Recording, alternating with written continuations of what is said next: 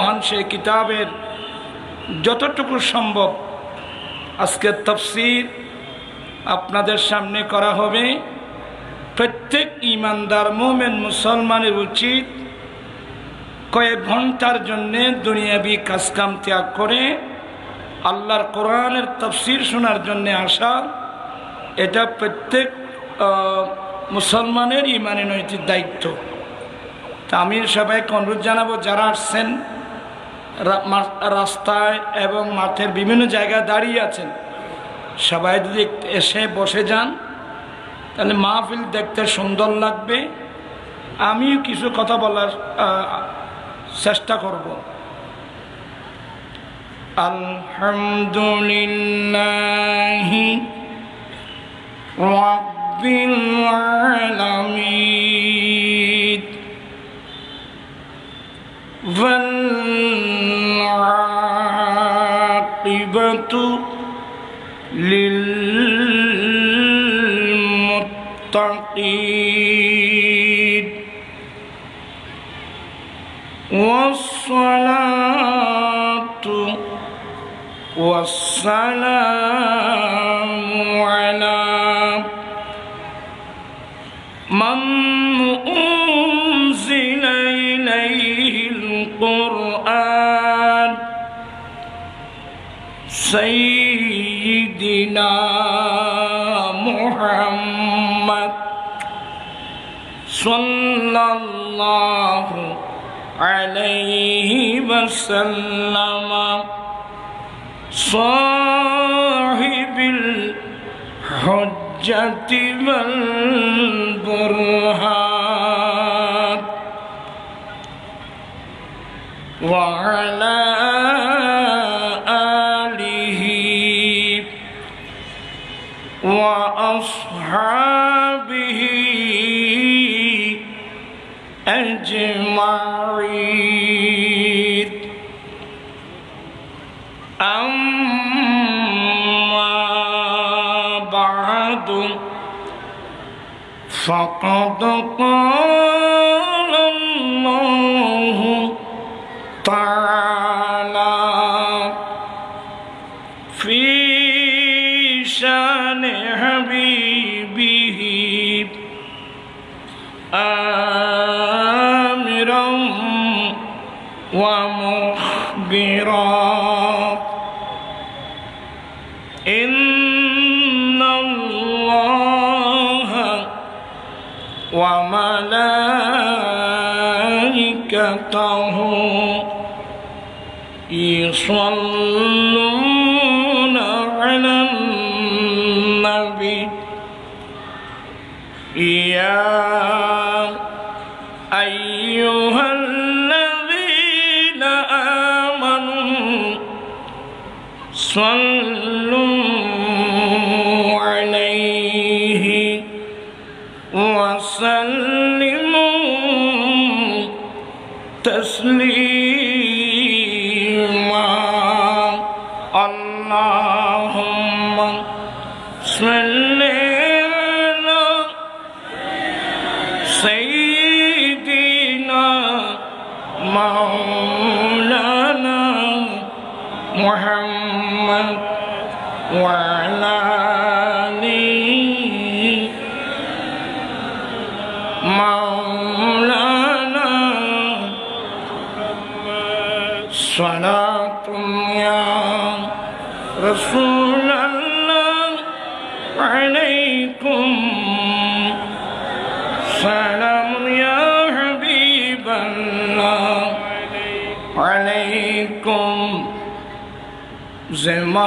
زمهجورين برامد جان عالم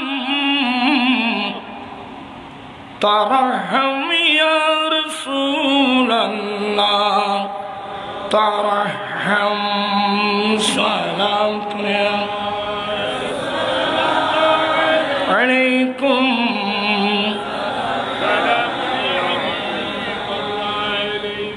أعوذ بالله من الشيطان الرجيم بسم الله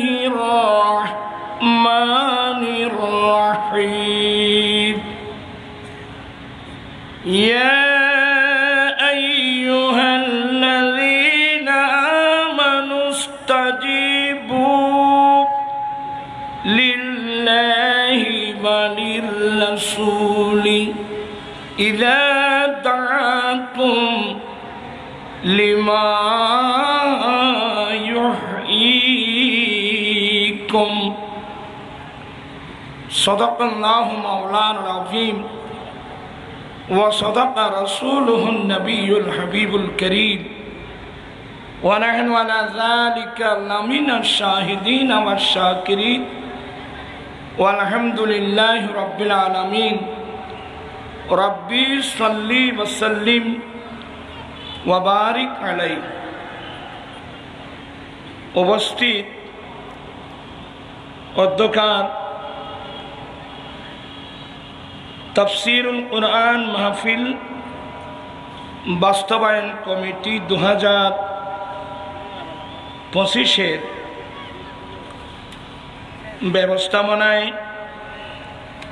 ঐতিহাসিক এজে চৌধুরী স্কুল মাঠে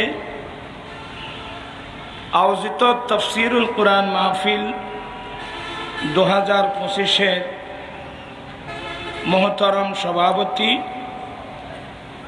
প্রথম অধিবেশনের সভাপতি মুজাহিদ মিল্লাত মুফতি আহলে সুন্নাত আল্লামা মুফতি সৈয়দ মুহাম্মদ ওসির রহমান আল কাদেরী সাহেব কিবলা, সাবেক অধ্যক্ষ জামিয়া আহমদিয়া সুন্নিয়া। এতক্ষণ যাবৎ সংক্ষিপ্ত আকারে গুরুত্বপূর্ণ বক্তব্য রাখলেন সূরাতুল কাউসার, কুরআন মাজিদ ফুরকানি হামিদের মধ্যে 114টি সূরা রয়েছে। 114টি সূরার মধ্যে যে সূরাটা দেখতে আকারে ছোট,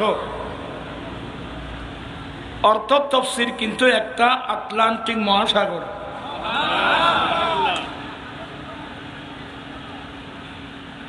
আল্লাহর কালাম জাওয়ামিউল কালিম। জাওয়ামিউল কালিম মানে সেন্টেন্স, বাক্য ছোট, অর্থ কিন্তু ব্যাপক।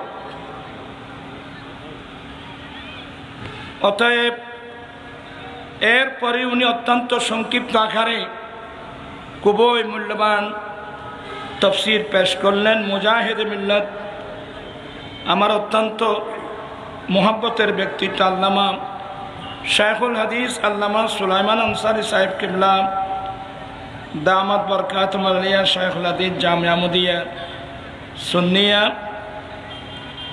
এখানে এতগুলো উলামা আজকের মাহফিলে তশরিফ আনবেন, তাফসীর পেশ করবেন। আমি বাই সিরিয়াল সবার নাম বলতে গেলে ফজরে আযান হবে। আমি প্রত্যেকের নাম বলছি না বিদায় দুঃখ প্রকাশ করছি, কিন্তু বিশেষ করে আমার আজিজ ছোট ভাই সৈয়দ মোহাম্মদ হাসান আল আজহারি জিদা মসদ, দোয়া করবেন আল্লাহ যেন তাদের ইলম আমল হায়াতের মধ্যে যেন আল্লাহ কোটি কোটি বরকত দান করেন। আমি তার কথা ফেলতে পারি নাই।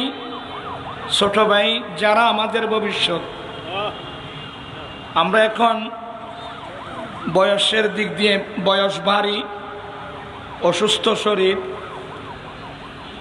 এরপরও তাদের কথা ফেলতে পারি নাই।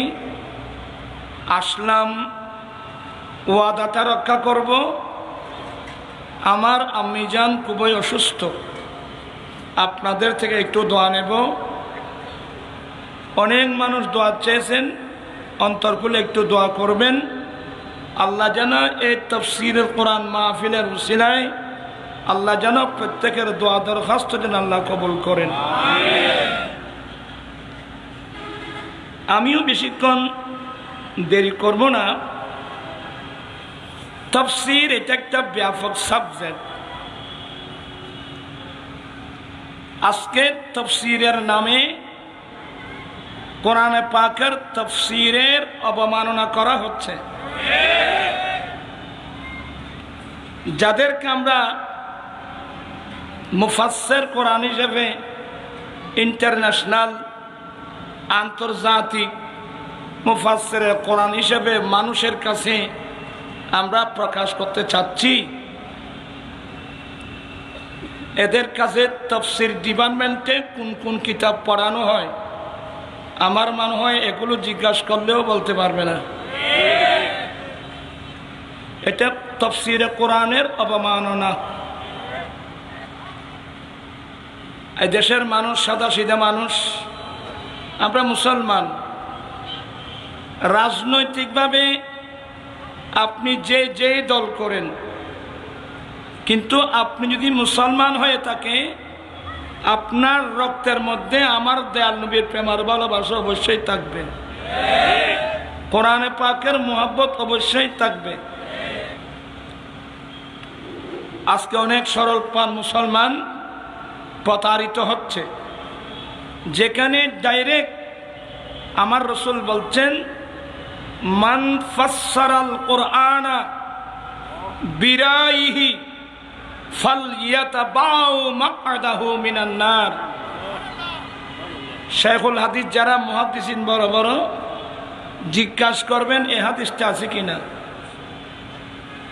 আমার নবী বলেন যেই ব্যক্তি মন গড়া কোরআনের তাফসীর করবে, মান ফাসসারাল কুরআনা বিরাইহি, যেই ব্যক্তি আল্লাহর কোরআনের তাফসীর করবে তাদের মন গড়া, যেই তাফসীরের সাথে কোরআনের তাফসীরের কোনো মিল নেই, যেই তাফসীরের সাথে রাসূল পাক ইসলামের হাদিসের সাথে কোনো মিল নেই, এটা একটা মন গড়া তাফসীর।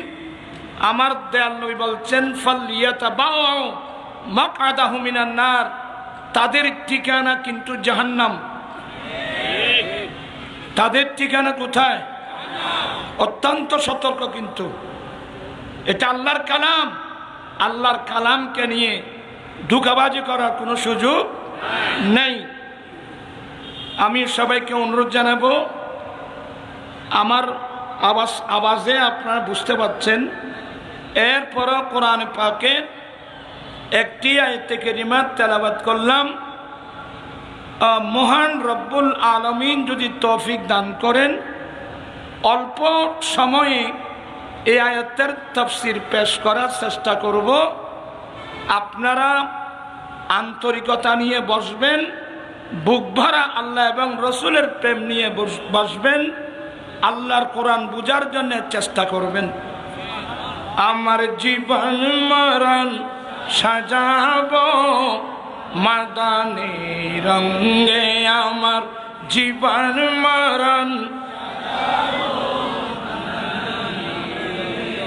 আমি আরো একটু সহযোগিতা বেশি কামনা করব, আওয়াজটা একটু বাড়িয়ে বললে ভালো লাগবে।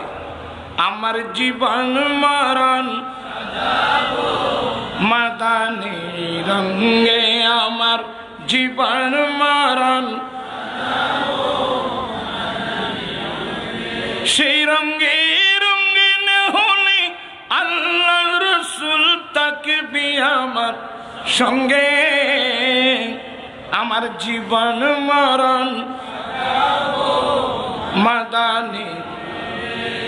আল্লাহ পাক সবাইকে কোরআন মাজিদ পড়ার বুঝার আল্লাহ সবাইকে সে তৌফিক দান করুক, আমিন বলুন। আমি প্রাথমিক পর্যায়ে কয়েকটা হাদিস বলবো। এই যে আপনারা আজকে তাফসীরুল মাহফিলের মধ্যে আসছেন, সবাই তালেবে ইলম হয়ে গেলেন। আমরা সবাই কি হয়ে গেলাম? তালেবে ইলম হয়ে গেলাম। তালেবে ইলম হতে পারলে তাদের মর্যাদা কত বড়। আমার মুখে মুখে কয়েকটা হাদিস শরীফ পড়বেন। ক্বালা, মনোযোগ আছে নাকি? ক্বালা রাসূলুল্লাহি সাল্লাল্লাহু আলাইহি ওয়াসাল্লাম মান সালাকা طريقا يطلب فيه علما سلك الله طريقا من طرق الجنة وإن الملائكة لتضع أجنحتها رضا لطالب العلم কষ্ট হলো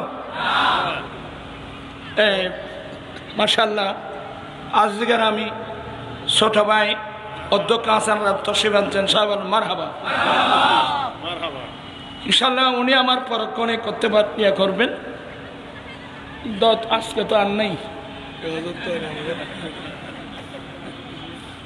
না যাই হোক কি আপনাদের ভালো লাগতেছে সুন্দর ভালোভাবে কোরআন হাদিসের আলোচনা শুনুন আল্লাহর নবী বলেন যে ব্যক্তি রাস্তা অতিক্রম করে যাবে কোন উদ্দেশ্যে দ্বীনের জ্ঞান ধর্মের জ্ঞান অর্জন করার উদ্দেশ্যে কোরআনে পাকের তাফসীর শোনার উদ্দেশ্যে দ্বীনের জ্ঞান ধর্মের জ্ঞান অর্জন করার উদ্দেশ্যে যেই ব্যক্তি রাস্তা অতিক্রম করে যাবে রব্বুল আলামিন তাকে জান্নাতের যেই কোন একটা রাস্তা দিয়ে চালাবেন সুবহানাল্লাহ।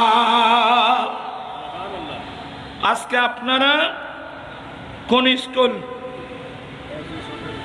জি এজ এ চৌধুরী স্কুল মাঠে আসছেন। এটা ফটিয়ার রাস্তা দিয়ে আসেন নাই, আমার নবীর হাদিস মোতাবেক আপনারা জান্নাতের রাস্তা ধরে আসছেন।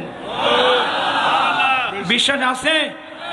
কার কার আছে হাত উঠায় দেখাতে হবে। আল্লাহু আকবার, ইয়া রাসূলুল্লাহ। আমরা আমার নবীর হাদিসকে বিশ্বাস করতে হবে।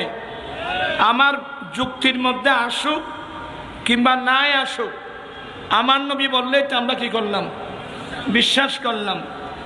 আল্লাহর নবী বলেন যেই ব্যক্তি রাস্তা অতিক্রম করা যাবে দ্বীনের জ্ঞান ধর্মের জ্ঞান অর্জন করার উদ্দেশ্যে, আল্লাহ তাকে জান্নাতের যেই কোনো একটা রাস্তা দিয়ে চলা আল্লাহ সহজ করে দেবেন। জান্নাতের রাস্তা নাম সুন্দর, সিরাতে মুস্তাকিম। আফার নাম আহলে সুন্নাত ওয়াল জামাত। অনেক সরল পথ, সোজা পথ, তবে কঠিন পথ। এই রাস্তা দিয়ে চলতে গিয়ে হাজার হাজার সাহাবায়ে কেরাম যুদ্ধের মাঠে গিয়ে প্রাণ দিয়ে ফেলছেন। এই রাস্তা দিয়ে চলতে গেলে আপনার টাকা যাবে, পয়সা যাবে, জায়গা যাবে, জমি যাবে, প্রাণ যাবে। এই রাস্তা দিয়ে চলা সহজ, এ রাস্তা দিয়ে চলা কঠিন, কিন্তু আমার আল্লাহ দয়া করে যার জন্য সহজ করে দে, তার জন্য এই রাস্তা দিয়ে গিয়ে টাকা দেওয়া, জায়গা দেওয়া, জমিন দেওয়া, এমনকি দ্বীনের জন্য জান উৎসর্গ করা একেবারেই সহজ। চিৎকার দিয়ে বলুন না সুবহানাল্লাহ। আল্লাহু আকবার।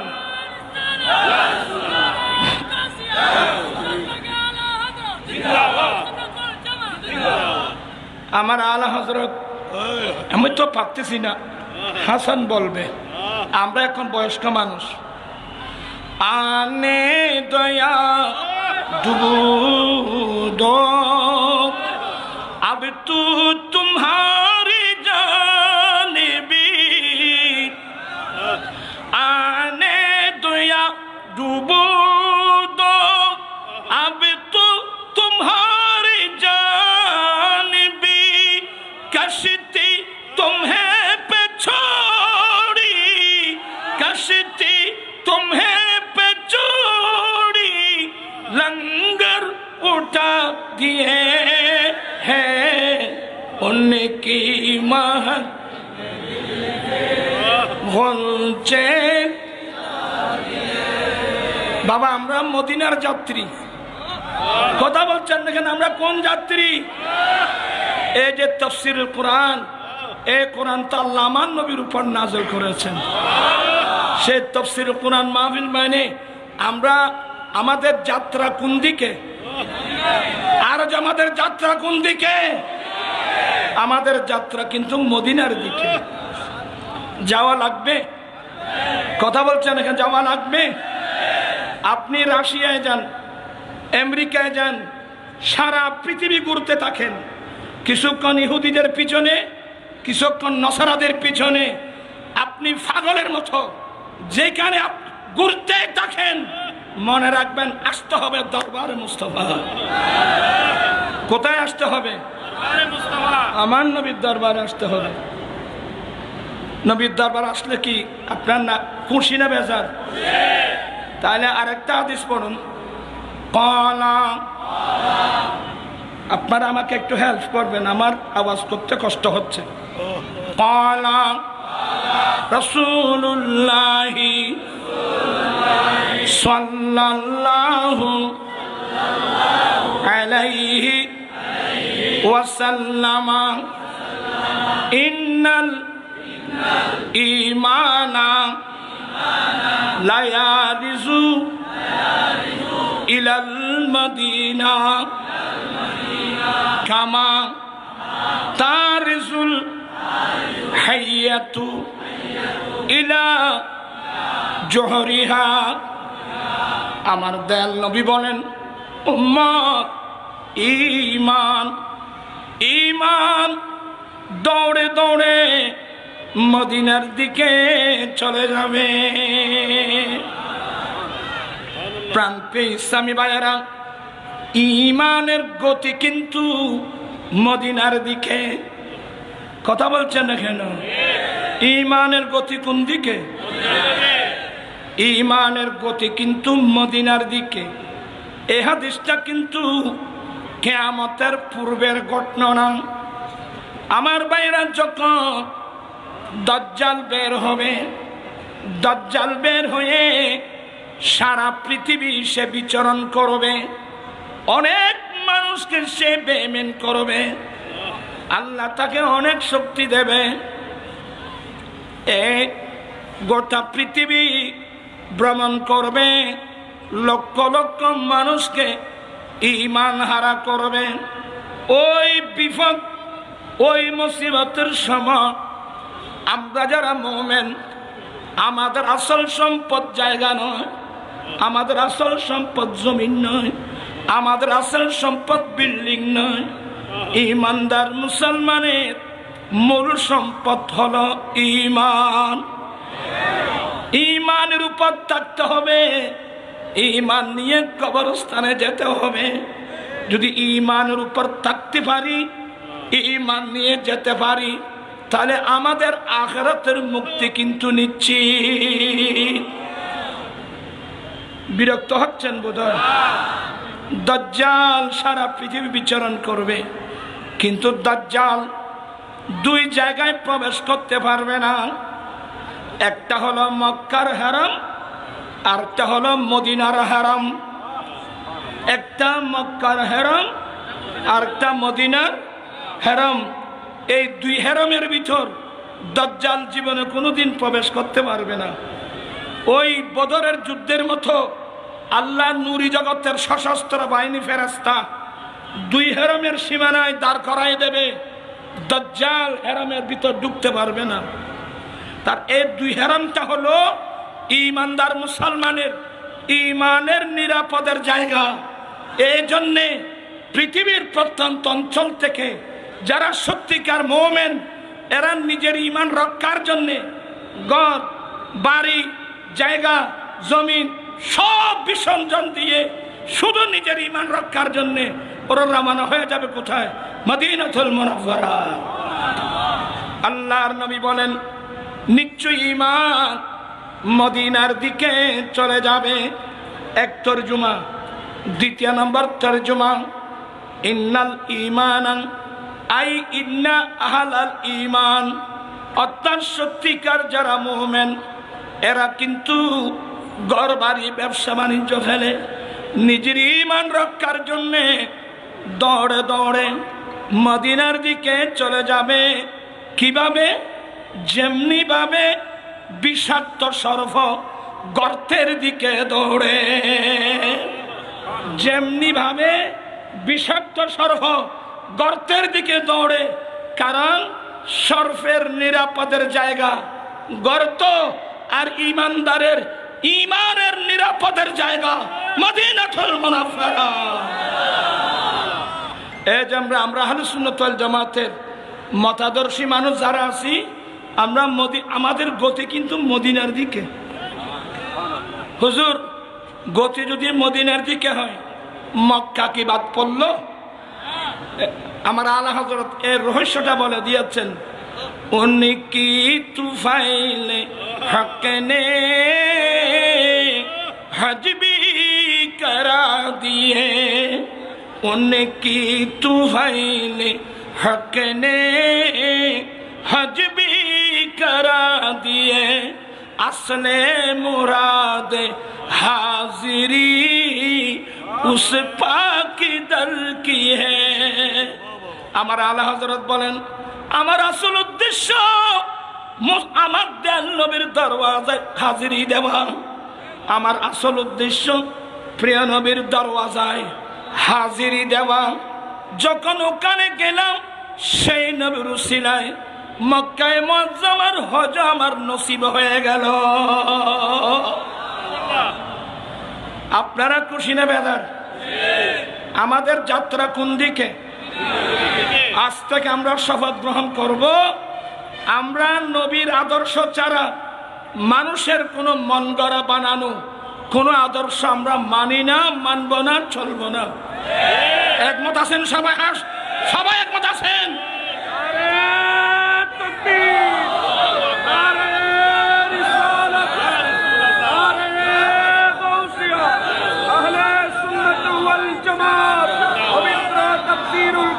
আমার নবী বলেন, তেরে কদমোं में जो है गैर का मुँह क्या देखे, तेरे कदमों में जो है गैर का मुँह क्या देखे, कौन नजरों पे चढ़े देख की तलवार तेरा। या रसूल अल्लाह, या हबीब अल्लाह, যারা আপনার কলমা পড়েছে, যারা আপনার দরওয়াজায় থাকে, ওরা অফরের মুখ কি দেখবে? কথা বলছেন কেন? যারা নবীর দরওয়াজায় থাকে ওরা অফরের মুখ। কেন? আমার নবীর চেহারার সামনে অন্য মানুষের চেহারাতে চেহারাই না। হে নবী, আপনার দরওয়াজায় যারা থাকবে ওরা অফরের মুক্তি দেখবে। যেই চোখে আপনার নূরানি চেহারা দেখেছেন, যেই চোখে আপনার আদর্শ দেখেছেন, যেই চোখে আপনার ভাষা, যেখানে ভাষা শুনেছেন, আপনার আদর্শ, আপনার চরিত্র, আপনার দর্শন, ব্যক্তিগত দর্শন, পারিবারিক জীবন, সমাজ জীবন, রাষ্ট্রীয় জীবন, আপনার দর্শন যেই চোখে দেখেছে, ওই চোখে পৃথিবীর কোন মানুষের দর্শন ওই চোখের মধ্যে স্থান করতে পারবে না, পারবে না, পারবে না।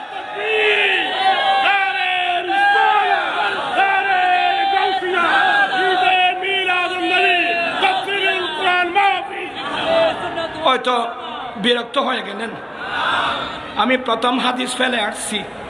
আমার রসুল বলছেন যে যেই ব্যক্তি রাস্তা অতিক্রম করে যাবে দিন শিক্ষার জন্যে, ধর্ম শিক্ষার জন্যে, তাফসীর শোনার জন্যে, আল্লাহ তার জন্যে জান্নাতের যেই কোন একটা রাস্তা দিয়ে চলা আল্লাহ সহজ করে দেবেন। কি বিরক্ত হয়ে গেছে তাড়াতাড়ি? তাফসীর মানে বুঝেন, এটা প্লান্টিং মহাসাগর। এবার আমার নবী বলেন, তো আপনারা যারা তাফসীর শোনার জন্য আসলেন আপনাদের মর্যাদা কত বড়। আল্লাহর নবী বলেন, ওয়া ইন্নাল মালাইকাতা লা তাদাউ আজনিহাতাহা রাদাল লিতালিবিল ইলমি, আল্লাহর নূরি জগতের ফেরেশতারা তালেবে ইলমদেরকে সন্তুষ্ট করার জন্যে, খুশি করার জন্যে তালেবে ইলমদের চলার পথে রাস্তার মধ্যে নূরানি ডানাগুলো বিছায় দেয়। আপনাদের সম্মান, আমাদের সম্মান কত বড়, এগুলো তো আমরা দেখতেছি না। আপনাদেরকে আল্লাহর নূরি জগতের ফেরেশতারা নূরানি ডানা বিছাই আপনাদেরকে সম্মান দিচ্ছেন, আমাদেরকে সম্মান দিচ্ছেন। এতে আমরা খুশি না বেজার? গৌসে পাকের কাছে প্রশ্ন করা হলো, হুজুর আপনি যে আল্লাহর এত বড় বলি, এই মসলাটা জানলেন কিভাবে? শেখ মুহাক্কিক দেহলভী তার বিখ্যাত কিতাব আখবারুল আখিয়ারে নকল করছেন।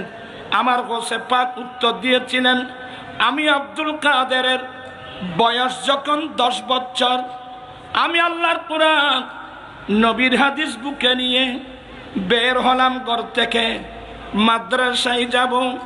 আমি আব্দুল কাদের কোরআন সুন্নাহ বুকে নিয়ে ঘর থেকে বের হওয়ার সাথে সাথে আমি দেখলাম আমার ডানে বামে অসংখ্য নূরি জগতের ফেরেশতা। ওই যে ফেরেশতার কথা বললাম না, আমার গৌসে পাক 10 বছর বয়সে কুফালের চোখে সে ফেরেশতাগুলো দেখছে। আমার গৌসে পাক বলেন, ফেরেশতারা আমার সঙ্গে সঙ্গে আমাকে সঙ্গে নিয়ে মাদ্রাসায় যাচ্ছে। আমি যখন মাদ্রাসায় পৌঁছে গেলাম, আমার ক্লাসমেট যারা ছিল ওরা তো ক্লাসে বসা ছিল। একজন ফেরেশতা ডাক দিয়ে বলে, এই মাদ্রাসার ছাত্র, আরে তোমরা এখনো বসে থাকবা? আল্লাহর ওলি আসছে, বসার জায়গা করে দাও। আমরা সেই তাফসীরুল কোরআন মাহফিলের মধ্যে এসেছি। এই তাফসীর শুনতে পারলে, তালেবে ইলম হতে পারলে আমাদের মর্যাদা বাড়বে না কমবে? ইমাম আজম আবু হানিফা রাহমাতুল্লাহ আলাইহির ছাত্র আব্দুল্লাহ বিন মুবারক রাদিয়াল্লাহু তাআলা আনহু একটা ঘটনা নকল করেছেন। কি বলে, আল্লাহ যদি কোনো বান্দাকে সকালবেলায় অন্তরের মধ্যে ইলহাম করে যে তুমি সন্ধ্যাবেলায় মারা যাবে, সবাই শুনেন, যারা দাঁড়িয়ে আছেন না আপনারাও শুনেন। আব্দুল্লাহ বিন মুবারক বলেন, আল্লাহ যদি কোনো মানুষের অন্তরে ইলহাম করে এই বান্দা সন্ধ্যাবেলায় তুমি মারা যাবে, আমাকে ইলহাম করলেন আল্লাহ সকালবেলায় আমি মারা যাব সন্ধ্যাবেলায়, এই সময়ের মধ্যে আমি কোন কাজটা করব? এবার বুঝে আসবে জিনিসটা। আল্লাহ আমাকে সকালবেলায় ইলহাম করে জানিয়ে দিলেন তুমি সন্ধ্যাবেলায় মারা যাবে, এখন আমি কোন কাজটা করব? আরে সন্ধ্যা হতে সন্ধ্যার সময় প্রাণ কব্জ হয়ে যাবে, আমি কোন কাজ করব? ও বিশ্বের মুসলমান, তোমরা কোরআন সুন্নাহ নিয়ে কোরআন সুন্নাহর তালিমের জন্য বসে যাও, কোরআন তেলাওয়াতের জন্য বসে যাও, আমার নবীর হাদিস পড়ার জন্য বসে যাও। কারণ আমার নবী হাদিসে বলছেন, যে ব্যক্তি ইলম তলব করতে গিয়ে মাঝপথে যদি মারা যায় সে শহীদ। সে কি হবে? শহীদ হবে। আমার ভাইরা, এই কোরআনের তাফসীর, কোরআন সুন্নাহর জ্ঞান অর্জন, এটা যে কত বড় নিয়ামত। এই মসলাগুলো যদি আমরা জানতাম, আমাদের ছেলে মেয়েরা কোনোদিন মাদ্রাসা ফেলে অন্য কোনো স্কুলে যেখানে কোরআনও নাই, হাদিসও নাই, ফিকহও নাই, ফতোয়াও নাই, আমরা সেখানে কোনোদিন যেতাম না। এমন কোরআন আমরা পেয়েছি আমার দয়াল নবীর উসিলায়। আমি শুধুমাত্র আপনাদেরকে ভূমিকার মতো কথা বলছি। আমরা এই কোরআনের জ্ঞান অর্জন করতে রাজি আছি কিনা? আমরা ছেলে মেয়েদেরকে মাদ্রাসায় দিতে রাজি আছি তো?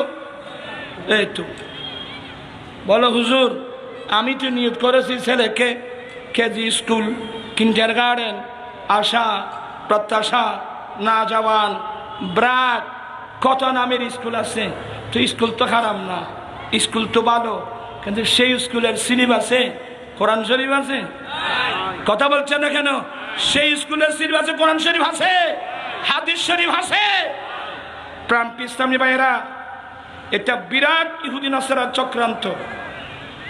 এ দেশে ব্রিটিশ এসে আমাদেরকে শাসনের নামে শোষণ করেছে, এমন রূপ আমাদের ভিতর ঢুকাই দিয়েছে।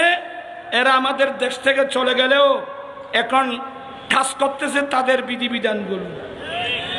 এরা মুসলমানের জাতীয় শিক্ষা ছিল কোরআন সুন্নাহ। আমরা যারা মুমিন মুসলমান আছি, আমাদের জাতীয় শিক্ষা কি? কোরআন সুন্নাহ। বিধর্মীরা জানে যে মুসলমানরা যতদিন কোরআন সুন্নাহকে বুকে ধারণ করে থাকবে, আল্লাহর কোরআন নবীর সুন্নাহর বাইরে মুসলমান যাবে না। এই মুসলমানকে কাবু করা তাদের পক্ষে সম্ভব হবে না। এই জন্য এরা সুকৌশলে বলে মুসলমানদেরকে কোরআন সুন্নাহ থেকে দূরে সরাতে হবে, মুসলমানদেরকে কোরআন সুন্নাহ থেকে দূরে সরাতে হবে। ওরা এ দেশের বড় বড় পয়সাওয়ালা মানুষকে হাত করে এক একজনকে এক এক ধরনের টাইটেল দিয়েছেন, বলে কোরআন সুন্নাহ শিক্ষা। এগুলো আধুনিক শিক্ষা না, এগুলো দেশ কোনোদিন উন্নতির দিকে যাবে না। নতুন আধুনিক শিক্ষা লাগবে, বিজ্ঞান লাগবে, science, arts, commerce, mathematics, economics, geography, chemistry, অনেক উন্নত। এগুলো বিজ্ঞান লাগবে, বিজ্ঞান লাগবে। বিজ্ঞান তুমি বুঝো, কোরআন আসছে, বিজ্ঞান আসছে। এই কোরআন না আসলে পৃথিবীর মানুষ বিজ্ঞান কখনো বুঝতো না। এখানে অনেক স্কুল কলেজের ছাত্র আছো, শিক্ষিত ভাইয়েরা আছেন, মার্কেটে গেলে একটা বই সংগ্রহ করবেন, বিজ্ঞান না কোরআন। ভাই মোহাম্মদ নুর ইসলাম, বইয়ের নাম কি বললাম? বিজ্ঞান না কোরআন, এটা বইয়ের নাম। এই সে আপনার মতো বাংলা ইংরেজি শিক্ষিত মানুষ, সেই বাংলা ইংরেজির পাশাপাশি আল্লাহর কোরআন নিয়ে যখন সে স্টাডি করলো, সে দেখতে পেল কোরআন শরীফের ফার্স্ট টু লাস্ট আগা গোড়া বিজ্ঞান। তো মন্তব্য লিখতেছেন বিজ্ঞান না কোরআন। আজকে আমার হাতে সময় নেই, আমি কোরআন শরীফের আয়াত পড়ে পড়ে কোন আয়াতে কোন সমাজ বিজ্ঞান, কোন রাষ্ট্রবিজ্ঞান, এগুলো আমি আপনাদেরকে প্র্যাকটিক্যাল দেখাই দিতাম। যতদিন এই কোরআন সুন্নাহ মুসলমানের বুকে ছিল, বিশ্বের মধ্যে মুসলমানের নেতৃত্ব ছিল। যে তারিখ থেকে মুসলমান, দেখেন কি সুন্দর, এটা জাতীয় শিক্ষা, মাদ্রাসা শিক্ষাকে বানাই দিল প্রাইভেট শিক্ষা। যেহেতু মানুষ জাতীয় শিক্ষার প্রতি দুর্বল, সেই কৌশলে মুসলমানের অনেক ছেলে মেয়েরা চলে গেল কোথায়? স্কুলে। কিন্তু স্কুলের মধ্যে কোরআন শরীফ আছে, স্কুলের মধ্যে হাদিস শরীফ আছে। এই সিস্টেমে অধিকাংশ মুসলমানদেরকে কোরআন সুন্নাহ থেকে অনেক দূরে সরাই নেওয়ার কারণে এই মুসলমানদেরকে ইহুদি নাসরা গোলাম বানানো তাদের পক্ষে সম্ভব হয়েছে। ঠিক না ভাইরা আমার? আপনাকে এত তাড়াতাড়ি ভুলে গেলেন? আমি আজকে তাফসীরুল কোরআন মাহফিল থেকে জাতিকে আহ্বান জানাবো, আসুন আমরা একযোগে তওবা করব, একযোগে তওবা করে কোরআন সুন্নাহর দিকে আমরা ফিরে আসব। আমি নিজে কোরআন সুন্নাহর জ্ঞান অর্জন করব, ছেলে মেয়েদেরকে কোরআন সুন্নাহর শিক্ষা দিয়ে খাঁটি মুসলমান হিসেবে গঠন করব। আপনারা রাজি আছেন তো? তাহলে তাফসীর মাহফিল কাজে আসবে। কয়টা বাজে এখন? আসুন এখন আমাকে একটু পানি খাবেন, 8-10 মিনিট করতে জন্য। জি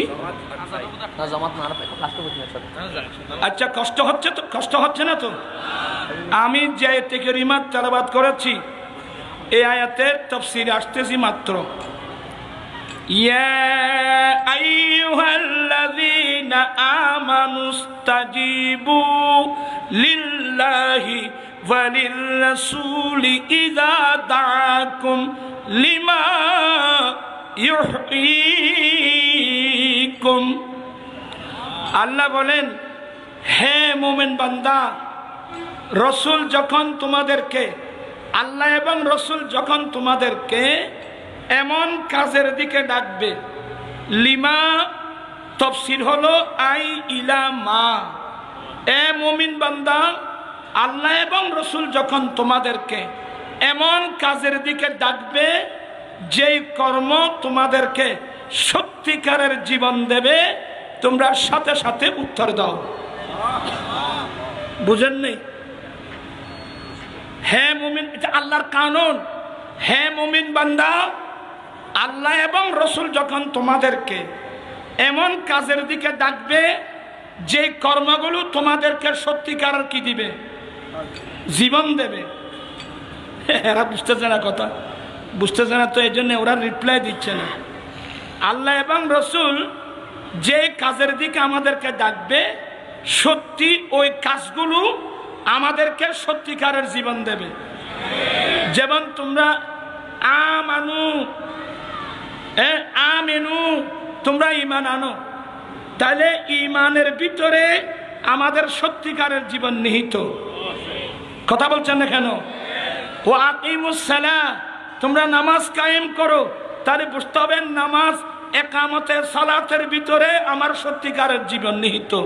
এক কথায় কোরআন সুন্নাহর ভিতরেই আমাদের জীবন সত্যিকারের জীবন নিহিত। তা আমি এই গভীরে যাচ্ছি না, আপনাদের সেই ব্রেনও নাই, যেগুলো বুঝবেন আপনি সেটা। এ মুমিন বান্দা, আল্লাহ এবং রসুল যখন তোমাদেরকে ডাকবে, সাথে সাথে কি দাও? আর জুড়ে সবাই আওয়াজ দিয়ে। নির্দেশ কার? আল্লাহ। হে মুমিন বান্দা, যখন আল্লাহ এবং রসুল তোমাদেরকে আহ্বান করবে, তোমাদেরকে ডাকবে, তোমরা সাথে সাথে কি দাও? আর জোরে বলো না, কি দাও? সাড়া দাও। কি বুঝে আসতেছে? একটু কষ্ট হবে। আমার আশ্চর্য লাগলো, আগে আমাদের মুরব্বীরা বলতেন যে আমাদের দেশে ইসলামের নামে অনেক ইসলামী দল আছে। কথা বলছে না কেন? কিন্তু আমি আপনাদেরকে আঙ্গুল দিয়ে দেখাই দিচ্ছি, এই আয়াতের তাফসীরটা করবেন, যে আয়াতের মধ্যে আমার নবীর সম্মান মর্যাদার কথা আছে। তো ইসলামের নামে অনেক মুসলমান আছে যারা আমার নবীর সম্মান মর্যাদাকে সহ্য করতে, এটা প্র্যাকটিক্যাল দেখলাম এই আয়াতের তাফসীরে গিয়ে। এই আয়াতের তাফসীরে গিয়ে আমি প্র্যাকটিক্যাল দেখলাম। স্কুলের ছাত্র, কলেজের ছাত্র, ইউনিভার্সিটির ছাত্র, আজকে অনেক ছেলেরা প্রতারিত হচ্ছে। এই আয়াতের তাফসীর একটা দেখাই দেব।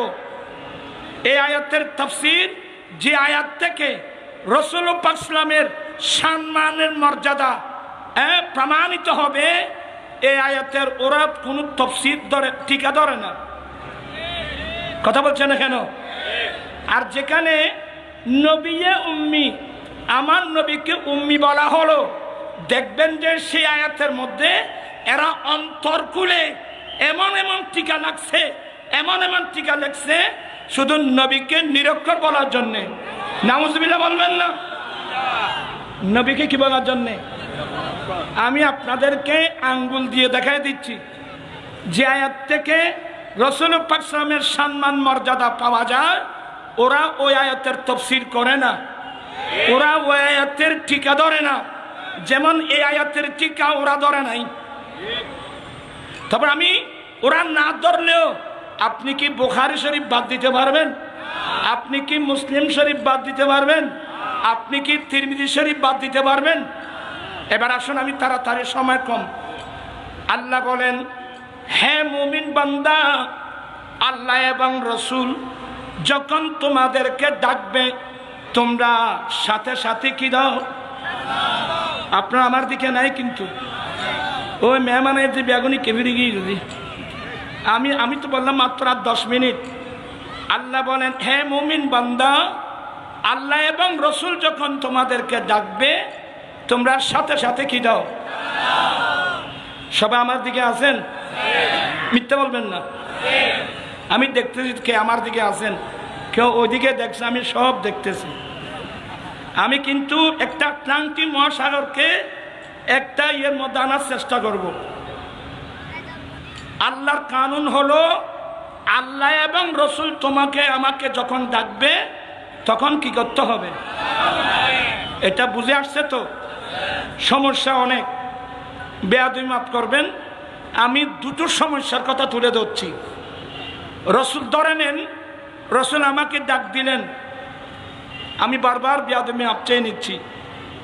তখন আমি ধরেন আমি আমার ওয়াইফের সাথে সহবাস করছি, তখন আমি কি করব?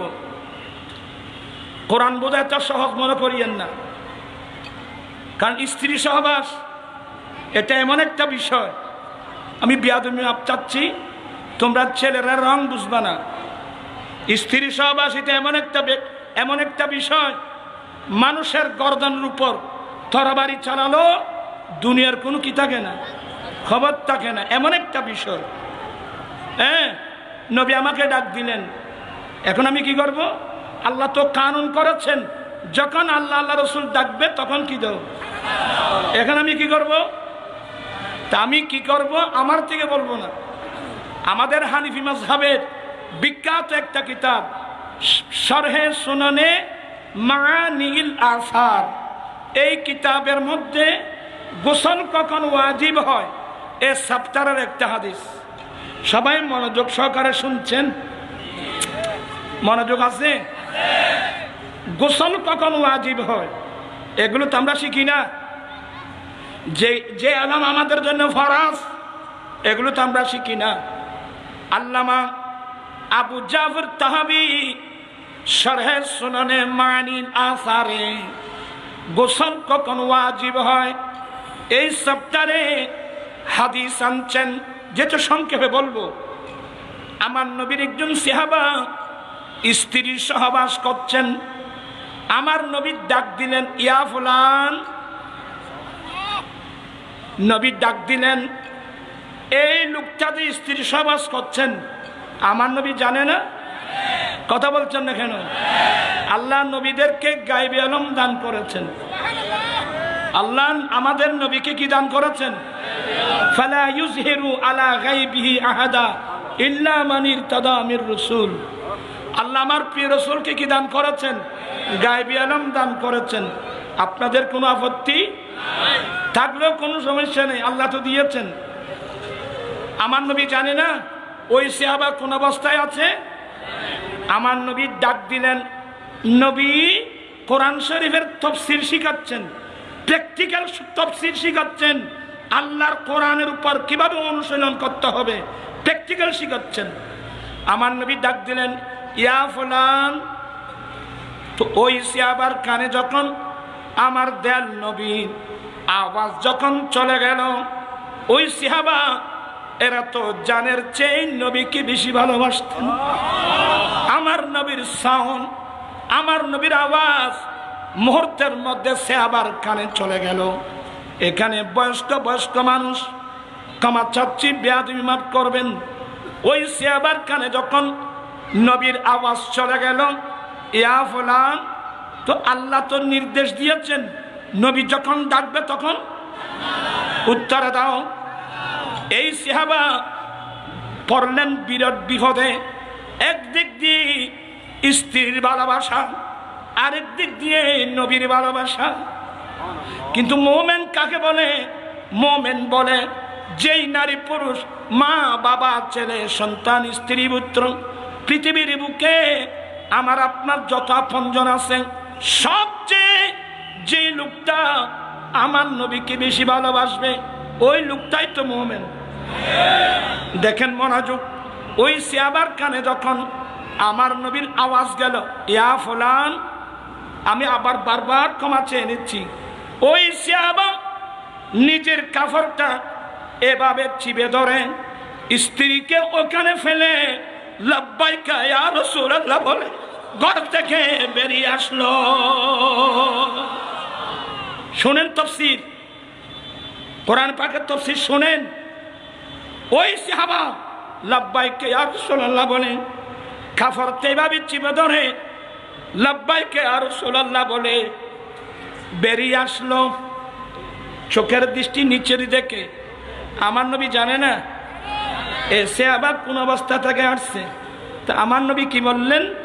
লাআল্লানা আজাল্লাকা, এসে হাবা সম্ভবত আমি তোমাকে তাড়াহুড়ার মধ্যে ফেলে দিয়েছি।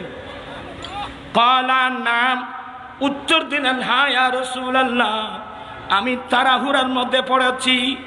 এবার আমার নবী নির্দেশ দিলেন, সাহাবারে যাও গোসল করে আসো। মনোযোগ আছে? মোটেও নাই। এই হাদিস থেকে ইমাম আবু জাফর তাহাবি আমাদের জন্য একটা মশলা বের করে দিলেন। আচ্ছা তোরা কে ছয়টা লাগু দে, কে সাইয়ের ও সুরে ভালো, তারপর আমি ওয়াজ করলাম। তুমি এই খেলার উপযুক্ত মানুষ না। আমি তুমি মানি ছেলেদেরকে বলছি, মুরব্বীদেরকে কিভাবে বলবো, ছেলেদেরকে বলছি। আমি কোরআন হাদিস বোঝাচ্ছি, আপনার ওদিকে দেখছেন কেন? আমার ইমাম আবু জাফর তাহাবি এই হাদিস থেকে আমাদের জন্য মশলা বের করে দিল। স্বামী স্ত্রী যদি মিলন করে, বীর্য বের হোক কিংবা না হোক, উভয় অবস্থার মধ্যে গোসল করা ওয়াজিব। কারণ এই সাহাবা স্ত্রীর সহবাস করছিল, নবীর ডাকে চলে আসলো, তো নবী তো জিজ্ঞাসা করে নাই তোমার থেকে কি বীর্য বের হয়েছে। এই যে প্রশ্ন করা ছাড়াই নবী ওনাকে গোসল করার নির্দেশ দিয়েছেন। স্পষ্ট হয়ে গেল স্বামী স্ত্রী মিলন করলে বীর্য বের হোক কিংবা না হোক, উভয় অবস্থার মধ্যে গোসল করা ওয়াজিব। কি বিরক্ত হচ্ছেন? এবার আসুন, সবচেয়ে যেটা কঠিন আমার ভাইয়েরা, ধরে নেন আমি নামাজ পড়তেছি, আল্লাহর কানুন হলো আল্লাহর রসুল যখন ডাক দেবে, আল্লাহ এবং রসুল যখন ডাক দেবে তখন কি দাও? উত্তরে দাও। একজন আমি নামাজে আমি কি করব? এবার এখানে দুটো হাদিস বলবো, একটা বুখারী শরীফের আর একটা তিরমিজি শরীফের। এই আয়াতের তাফসীরে আমার আশ্চর্য লাগলো, এই আয়াতের তাফসীরের উপর এতগুলো সহিহ হাদিস থাকতে ওই ইসলামী দলের নাম দিয়ে একটা টিকা পর্যন্ত কিভাবে ধরলো না? স্পষ্ট হয়ে গেল এরা রসুলের সম্মান মর্যাদা বরদাস্ত করতে পারে না। কিন্তু যেখানে নবীর উম্মত বলা হচ্ছে, একেবারে তো এর বাবা একেও প্রাণ খুলে ওখানে অনেক টিকা লাগছে। এই আয়াতের মধ্যে আমি ডাইরেক্ট বলছি, যারা জামাত ইসলাম করেন, আপনাদের বড় লিডার আবুল আলা মওদুদি তফহিমুল কোরআনে এই আয়াতের একটা টিকা ধরল না কেন? এটা আমার প্রশ্ন। দ্বিতীয় নম্বর, কওমি লাইনের যারা আছেন, আপনাদের আশরাফ আলী থানভী, আপনাদের পাকিস্তানের মুফতি শফি, ওনার মারিফুল কোরআন, বায়ানুল কোরআন সহ যেগুলো তাফসীর আছে, তরজমা আছে, এই আয়াতের টিকা ধরল না কেন? তাহলে বোঝা গেল আপনারা নবীর সম্মান মর্যাদা বরদাস্ত করতে পারেন না। আমি এগুলার নাম ধরে বলে দিলাম সতর্কতার জন্য। অনেক স্কুল কলেজ ইউনিভার্সিটির বাইরে আসে, ইসলামকে ভালোবাসে, কিন্তু তাদের লিডাররা কোথায় কোথায় কি করছে এগুলো তো এরা দেখেও নাই, পড়েও নাই। এর জন্য আমি আল্লাহর ওয়াস্তে বলে দিচ্ছি, আল্লাহর ওয়াস্তে হেদায়েতের উদ্দেশ্যে বলে দিচ্ছি। আমার নবী আন আবি সাঈদ ইবনুল মুআল্লা রাদিয়াল্লাহু তাআলা قال كنت أصلي في المسجد فدعاني رسول الله صلى الله عليه وسلم فلم أجبه। আপনাদেরকে পড়াচ্ছি না, দেরি হয়ে যাবে। হযরতে আবু সাঈদ ইবনুল মুআল্লা নবীর একজন প্রিয় সাহাবা, উনি বলেন আমি মসজিদে নামাজ পড়ছিলাম। আমি মসজিদে, কোন মসজিদ হাদিসের মধ্যে নাম উল্লেখ নাই। এ হাদিসের ব্যাখ্যা আল্লামা বদরুদ্দিন আইনি শরীফে এবং ফাতুল বারিতে এ হাদিসের ব্যাখ্যা লিখছেন মসজিদে নববী। অর্থাৎ আবু সাঈদ ইবনুল মুআল্লা রাদিয়াল্লাহু তাআলা আনহু মসজিদে নববী শরীফে নামাজ পড়তেছিলেন। আমার নবী ডাক দিলেন, ইয়া আবা সাঈদ ইবনুল মুআল্লা। সবাই শিক্ষিত লোক, আমি দেখতেছি একজন লোক নামাজ পড়তেছে, আমি ডাকবো? আমার নবী ডাকলেন কেন? নবী তালিম দিচ্ছেন, নবী ডাকলে নামাজের ভিতর থেকেও উত্তর দিতে হবে। এটা হলো আজমতে মুস্তাফা, এটা শানে মুস্তাফা। আমার নবী প্র্যাকটিক্যাল তাফসীর শিখাচ্ছেন। আমার ভাইয়েরা, ইয়া আবা সাঈদ ইবনুল মুআল্লা, আমার নবী কয়েকবার ডাকলেন, কিন্তু আবু সাঈদ ইবনুল মুআল্লা বলেন, আমি নামাজে থাকার কারণে আমি নবীর ডাকে উত্তর দিলাম না। আমার নবী আমার উত্তর না পেয়ে হুজরা শরীফে চলে গেল। আমি তাড়াহুড়া করে নামাজ শেষ করে নবীর হুজরায় গেলাম।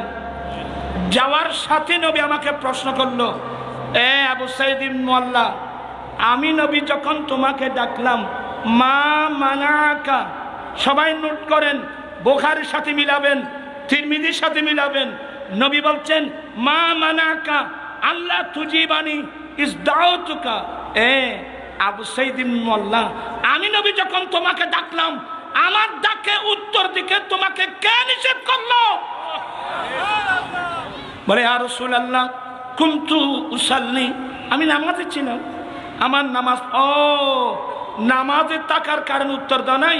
তো আল্লাহ নবী প্রশ্ন করলেন, আওয়ালাম তাজিদ ফিমা ইউহালাইয়া, আমি নবীর উপর আল্লাহ যে কোরআন নাযিল করেছেন সেই কোরআনের মধ্যে এই আয়াত পাও নাই? হে মুমিন বান্দা, আল্লাহ এবং রাসূল যখন ডাকবে তখন উত্তর দাও, তুমি এই আয়াতটা পাও নাই? বলে, হ্যাঁ ইয়া রাসূলুল্লাহ, পেয়েছি, কিন্তু নবী ডাক দিলে নামাজের অবস্থায় পর্যন্ত উত্তর দিতে হবে। নবীকে আমি এটা বুঝি নাই, ওয়ালা আউদ, ইনশাআল্লাহ আমি আগামীতে এই আচরণ করব না। আয়াতের তাফসীর বুঝতেছেন? এবার বুঝাবো। তিরমিজি শরীফ কিতাবুত তাফসীরে এই আয়াতের তাফসীর, আন আবি হুরায়রা রাদিয়াল্লাহু তাআলা قال خرج النبي صلى الله عليه وسلم الى উবাই ইবনে কাব। আমার নবী, আবু হুরায়রা বলেন, আমার নবী একদিন হুজরা শরীফ থেকে বের হয়ে ওই উবাই ইবনে কাব যেখানে নামাজ পড়তেছে ওখানে গেলেন। সে নামাজ পড়তেছে, ওখানে গিয়ে নবী বলছেন, ইয়া উবাই, দেখেন কি মজার বিষয়, ইয়া উবাই, হে উবাই। উবাই ইবনে কাব নবীর ডাক শুনে এভাবে ফিরলেন, ফিরে মুখে উত্তর দিলেন না। আমার নবী উত্তর না পেয়ে হুজরা শরীফে চলে গেলেন। উবাই ইবনে কাব বলেন, উবাই ইবনে কাব বলেন, আমি তাড়াতাড়ি নামাজ শেষ করে নবীর হুজরা শরীফে গেলাম, সালাম দিলাম। সালামের উত্তর দিয়ে আমার নবী জিজ্ঞাসা করলেন, এ উবাই ইবনে কাব, আমি রাসূল যখন তোমাকে ডাকলাম, আমার ডাকে উত্তর দিতে তোমাকে কে নিষেধ করলো? বলে, ইয়া রাসূলুল্লাহ, আমি নামাজ পড়তেছিলাম। ও, তুমি এই জন্যে আলাম ইয়াকুলিল্লাহু ইস্তাজিবু লিল্লাহি ওয়া লিররাসূলি ইযা দাআকুম, আল্লাহকে কোরআনে এই আয়াত বলেন নাই, হে মুমিন বান্দা, যখন আল্লাহ আল্লাহ রাসূল ডাক দেবে তখন উত্তর দাও। তুমিও পাও নাই? বলে, হ্যাঁ ইয়া রাসূলুল্লাহ। এখন কয়টা আয়াত হলো? আর জোরে কয়টা? হাদিস কয়টা হলো? এই হাদিসের ব্যাখ্যায় ওই দিওবন্দ থেকে আহমদ আলী সাহারানপুরের হাসিয়া দেখেন, মেশকাতের হাসিয়া দেখেন। প্রশ্ন হলো, নবী ডাক দিলে নামাজের অবস্থায় পর্যন্ত নবীর ডাকে কি দিতে হবে? এখন প্রশ্ন আসবে, হুজুর সারা তো দিলাম, আমার নামাজের অবস্থা কি হবে? তো এই আহমদ আলী স্যার লিখতেছেন, দাল্লাল হাদিস আলা আন্না ইজাবাতার রাসূল সাল্লাল্লাহু আলাইহি ওয়াসাল্লাম লা তুবতিলুস সালাত কামা আন্না খিতাবাহু বিকাউলিকা আসসালামু আলাইকা আইয়ুহান নবী ওয়া রাহমাতুল্লাহি ওয়া বারাকাতুহু লা ইয়াক্তাউহা। এই হাদিস প্রমাণ করে নামাজি বান্দা নামাজ পড়া অবস্থায় নবী ডাক দিলে, নবীর ডাকে উত্তর দিলে নামাজি বান্দার নামাজ বাতিল হবে না। যেমনি ভাবে প্রত্যেক নামাজি নামাজের মধ্যে নবীকে সম্বোধন করে সালাম দিচ্ছেন, আসসালামু আলাইকা আইয়ুহান নবী ওয়া রাহমাতুল্লাহি ওয়া বারাকাতুহু লা ইয়াক্তাউহা। নামাজি নামাজে নবীকে সম্বোধন করে সালাম দিলে যেমনি ভাবে নামাজি বান্দার নামাজ নষ্ট হবে না, নবীর ডাকে উত্তর দিলেও নামাজি বান্দার নামাজ কি হবে না। আর যদি নামাজ বান্দার নামাজ, এবার আপনারা বলুন, নামাজের নবীর তাজিম আসছে কিনা? আর একজন নবীর তাজিম আসছে কিনা? আজকে আমাদের দেশে ইসলামের নামে কি কি লেখছেন জানেন? কিতাবের নাম সারাতে মুস্তাকিম, মূল কিতাব ফার্সি, এটা উর্দু ভাষা অনুবাদ করছে। ওখানে লিখছে ইসি জैसे और बुजुर्गों की खा जनाबी रिसालत माँ भी हूँ, अपनी हिम्मत को लगा देना, अपनी बैल और गधे की सूरत में मुस्तगरक होने से बुरा है।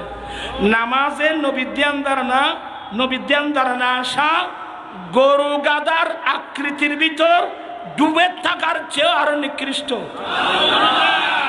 কেমন লাগলো আপনাদের? আজকে ইসলামের নাম দিয়ে এ দেশের সরলপ্রাণ মুসলমানদেরকে কোথায় নিয়ে যাওয়া হচ্ছে? নবীর খেয়াল দেন কে? আরে নবীর খেয়াল দেন না আসলে আমি সালাম কিভাবে দেব? আসসালামু আলাইকা আইয়ুহান নবী, হে নবী, হে নবী, আপনার উপর সালাম, আল্লাহর রহমত, আল্লাহর বরকত। যেই নামাজের নবীকে সম্বোধন করে সালাম দিতে হবে, নবীর খেয়াল আসতে হবে কিনা? হাত উঠাই বলতে হবে, নবীর খেয়াল আসতে হবে কিনা? আল্লাহু আকবার। যারা নামাজে নবীর খেয়াল দেনকে গরু গাদার খেয়াল চেয়ে নিকৃষ্ট বলছে, ইমান আছে? কোন মুসলমান নিজের নবীর খেয়াল দেনকে গরু গাদার খেয়ালের চেয়ে নিকৃষ্ট বলতে পারে? এগুলোই হলো অনৈক্যের মূল কারণ। আমি অনেকবার বলছি, এই মুহূর্তের মধ্যে বাংলাদেশে যতগুলো ইসলামী দল আছে, সমস্ত ইসলামী দলগুলো একটা মঞ্চে আসতে হবে। কিভাবে আসবে? অনৈক্যের কারণগুলো চিহ্নিত করুন, অনৈক্যের কারণগুলো চিহ্নিত করে কোরআন সুন্নাহ দিয়ে আসুন, নিরসন করি, সবাই একটা প্ল্যাটফর্মে এসে যাও। ঠিক কিনা ভাইয়েরা? আমার ঐক্য চাই, এক হয়ে যাও, এক হয়ে যাও। মুখে বললে হবে না, অনেকের কারণগুলো চিহ্নিত করতে হবে। এটা কোরআন সুন্নাহ দিয়ে নিরসন করলেই তো সবাই একটা প্ল্যাটফর্মে এসে যাবে। আমি এখনো আশাবাদী। আল্লাহ বলছেন যে লা তাকনাতু মির রাহমাতিল্লাহ, বান্দা তোমরা আল্লাহর রহমত থেকে নিরাশ হইও না। আমরা এখনো আশাবাদী। আলহামদুলিল্লাহ, আমরা আহলে সুন্নাত ওয়াল জামাতের মধ্যে আমরা অনেক দিন অনেকের মধ্যে ছিলাম। ঠিক কিনা ভাইয়েরা আমার? আমরা অনেক দিন অনেকের মধ্যে ছিলাম। এই গুনাহগার আপ্রাণ চেষ্টা চালিয়ে আমার ভাই সহ আজকে আলহামদুলিল্লাহ সমস্ত সুন্নি জনতা রাশারাশি সংকীর্ণতা পরিহার করে আমরা সবাই এখন একটা মঞ্চে এসেছি। ঠিক কিনা ভাইয়েরা? আপনারা খুশি না বেজার? এখন আমাদের মধ্যে কোনো সংকীর্ণতা তাই এটা যখন হয়ে গেছে, অন্য ইসলামী দলকে বলবো এখানে তো কোনো আমাদের আধিগত কোনো দ্বন্দ্ব ছিল না, কিন্তু আপনাদের সাথে আমাদের আকীদাগত দ্বন্দ্ব, কোরআন সুন্নাহর ব্যাখ্যা নিয়ে অপব্যাখ্যা নিয়ে দ্বন্দ্ব। এরপরে বলছি অনেকের কারণগুলো চিহ্নিত করুন, কোরআন সুন্নাহ দিয়ে নিরসন করুন, একটা প্ল্যাটফর্মে আসার চেষ্টা করুন। এই আহ্বান জানিয়ে আজকের তাফসীরুল কোরআন মাহফিলের কামিয়াবি কামনা করে আমি আসলে বেশিক্ষণ এতক্ষণ কথা বলবো আমার ধারণার বাইরে ছিল। আমার ভাই হাসান তো অনেকক্ষণ এখানে দাঁড়িয়ে আছে, আমি কখন শেষ করতেছি। আমি আমার বক্তব্য শেষ করে যারা আজকের মাহফিল আয়োজন করেছেন, কি আজকের মাহফিল কেমন হলো? আজকের তাফসীর কেমন হলো? এগুলো হলো কোরআন শরীফের তাফসীর। আপনারা পার্থক্য করবেন ইনশাল্লাহ। আমাদের ছেলেরা যারা ইয়ং, আমরা তো এখন বৃদ্ধ হয়ে গেছি, এখানে আমাদের ছেলেরা করবে। আমার ভাই সবাই বসে আছেন, আমার ভাই হাসান রেজা কখন টান দিচ্ছে। আপনারা আমার জন্য আসেন নাই, ওনার জন্য আসছেন। আল্লাহ প্রত্যেকের, আমার ভাই হাসান আজহারি সহ সবার হায়াতের মধ্যে আল্লাহ বরকত দান করুক, এলমে বরকত দান করুক। সবার সুস্বাস্থ্য কামনা করছি। আমার রসবিয়া নুরিয়া কমিটির সাবেক সাধারণ সম্পাদক মোহাম্মদ মিয়া জুনায়েদ, তার আম্মা 2 দিন আগে মারা গেল।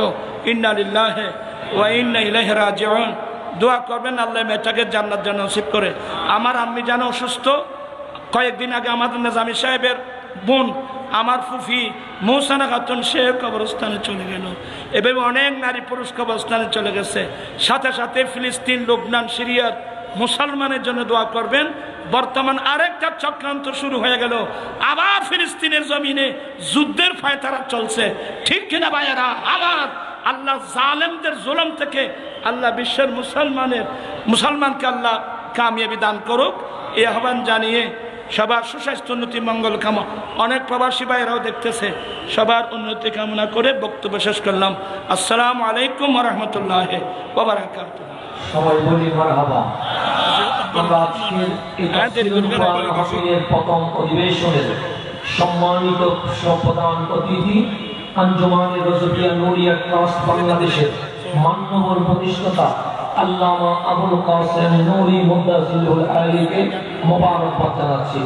আজকের মাহফিলের দ্বিতীয় অধিবেশনের মাননীয় সভাপতি আল আমিন বাড়িয়া দরবার শরীফ বাহার সিঙ্গারের সম্মানিত সজ্জাদানশীল আল্লামা মুফতি সৈয়দ শামসুদ্দোহা বাড়ি মুদাজিলুল আলী, উনি আজ দ্বিতীয় অধিবেশনের মাননীয় সভাপতির আসন অলঙ্কৃত করেছেন। এরই মধ্যে আমাদের মাঝে তশরীফ এনেছেন সুদূর কুমিল্লা থেকে আগত আপনাদের প্রিয় বক্তা মাওলানা গোলাম রব্বানী কাশেমী মুদাজিলুল আলী, এবং ঢাকা থেকে অলরেডি আমাদের মাহফিলে উপস্থিত হয়েছেন কাদেরিয়া তৈয়বিয়া আলিয়া কামিল মাদ্রাসার সম্মানিত উপাধ্যক্ষ উস্তাদুল উলামা আল্লামা মুফতি আবুল কাসেম মুহাম্মদ ফাজলুল হক মুদাজিলুল আলী। আমরা আপনাদের প্রতি সবিনয় অনুরোধ করব, এশারের নামাজ আমরা মাহফিল শেষ করে উক্ত মাঠে ইনশাআল্লাহ আদায় করব। যেহেতু আমাদের